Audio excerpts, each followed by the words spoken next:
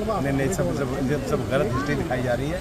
औरंगज़ेब रहमतुल्लाह अलैह ने बहुत सारी मंदिरें बनवाई हैं और आप बनारस में जाकर देखेंगे एक बच्ची, पंडित की बच्ची को जब उनका ही एक सिपाही सालार उसके साथ शादी करना चाहता था, उन्होंने उस सिपाही सालार को 2 हाथियों के बीच पैर बांध कर मार दिया और उन पंडितों ने उनके लिए एक मस्जिद बना के दिया वहाँ पर। क्या बात करते हैं, ये गलत हिस्ट्री। तो आप औरंगजेब को क्रूर शासक नहीं मानते हैं? नहीं, मैं नहीं मानता। औरंगजेब क्रूर शासक नहीं? बिल्कुल नहीं, मैं बिल्कुल क्रूर शासन नहीं मानता। नमस्कार, मैं हूं विजय और आप देख रहे हैं यूपी न्यूज। महाराष्ट्र की सियासत में नया बवाल खड़ा हो गया है और इस बार केंद्र में है समाजवादी पार्टी के नेता अबू आजमी। उनके एक बयान ने विधानसभा से लेकर सड़कों तक राजनीति को गरमा दिया है। औरंगजेब की तारीफ में दिए गए उनके बयान के बाद भाजपा और शिवसेना यानी कि शिंदे गुट हमलावर हो गए हैं। मामला इतना गंभीर हो गया कि उनके खिलाफ FIR तक दर्ज कर ली गई।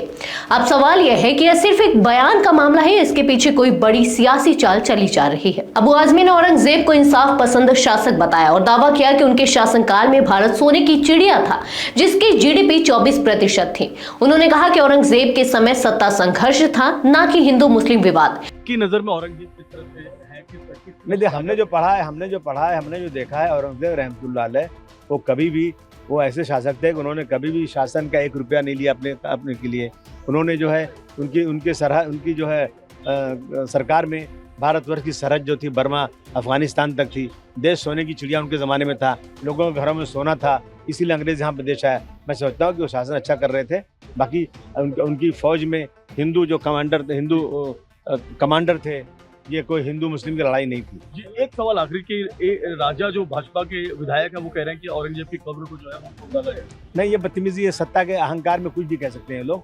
और ये लोग जो है इस देश के अंदर मुसलमानों को तबाह बर्बाद कर देना चाहते हैं। इस बयान के बाद विधानसभा में हंगामा मच गया और भाजपा व शिवसेना यानी कि शिंदे गुट के नेताओं ने उनके खिलाफ देशद्रोह का मुकदमा चलाने की मांग कर दी। जो औरंगजेब ने छत्रपति संभाजी महाराज को 40 दिन इनका हलाल किया है, अत्याचार किया है, उनके नाखून निकाले, आंख निकाले, चमड़ी उधेड़ दी, जीभ जबान काट दी, ऐसे औरंगजेब को अच्छा कहना ये तो महापाप है।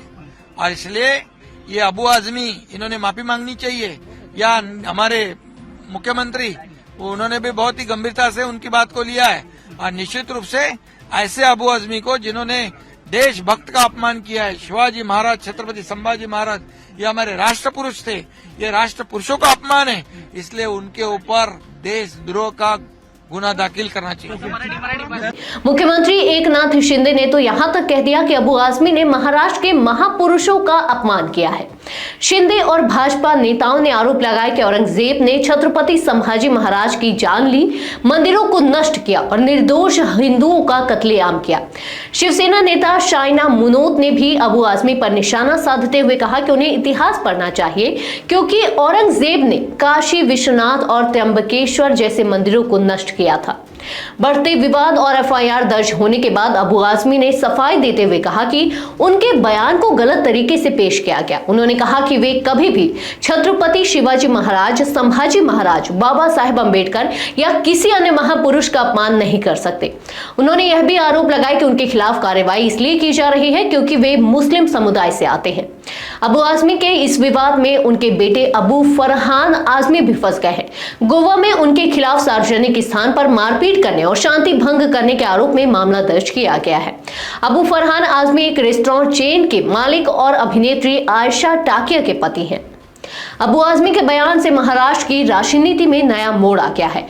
भाजपा और शिवसेना इस मुद्दे को भुनाने में कोई कसर नहीं छोड़ रहे, वहीं विपक्ष इसे राजनीतिक साजिश बता रहा है। इस विवाद के चलते महाराष्ट्र विधानसभा का बजट सत्र भी प्रभावित हुआ है। अब देखने वाली बात यह होगी कि यह विवाद यहीं रुकता है या आने वाले दिनों में और तूल पकड़ता है। तो ये थी हमारी आज की खास रिपोर्ट। आपको कैसी लगी, अपने विचार हमसे साझा करें। इस वीडियो को लाइक और शेयर करें, साथ ही चैनल को सब्सक्राइब करें। यूबी न्यूज आपके लिए लाता रहेगा देश विदेश से जुड़ी ऐसी ही तमाम खबरें। तब तक के लिए धन्यवाद।